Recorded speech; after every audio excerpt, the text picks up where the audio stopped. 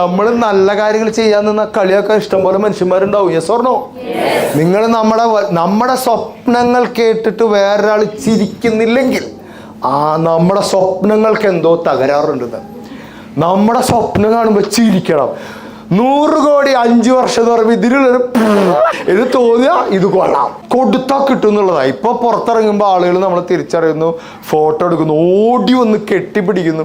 ഇന്നലെ കോട്ടയത്ത് കൂടെ വെറുതെ നടന്നോ, കെട്ടിപ്പിടിക്കും ആൾക്കാർ വന്നിട്ട്. എല്ലാം പുരുഷന്മാരാണ്. അതിൻ്റെ ഒരു വിഷമം നമുക്ക്.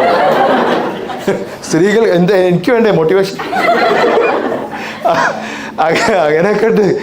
ഞാൻ പറയുന്നതേ അതിൻ്റെ പിന്നെ പൈസ വാങ്ങിക്കുന്നില്ല. കഴിഞ്ഞ ദിവസം ഒരു മിഠായി തെരുവിൽ ഞാൻ ഓട്ടോ വിളിച്ചിട്ടാണ് പോയത്. ഓട്ടോറിക്ഷക്കാരൻ പൈസ വാങ്ങിച്ചില്ല.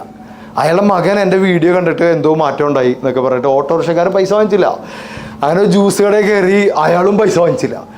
എനിക്കങ്ങോട്ട് ആവേശം കയറി. ഒരു ഹോട്ടലിൽ കയറി, മൂക്ക് മുട്ടടിച്ചു. പിശാചി പൈസ വാങ്ങിച്ചു. പൈസ കൊടുക്കുന്ന തന്നെയാണ് നമുക്കിഷ്ടം. ഓക്കെ, അപ്പോൾ എൻ്റെ കാര്യങ്ങളും മറ്റുള്ള കാര്യങ്ങളും ആ കാര്യങ്ങളൊക്കെ വിട്ട് നമുക്ക് നേരെ കമ്പനിയിലേക്ക് വരാം.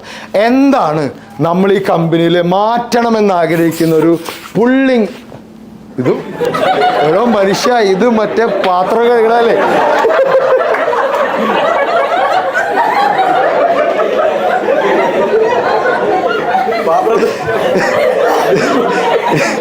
കുറച്ച് പൊടി ഇതുകൂടെ വിമ്മു കൂടി കാണും.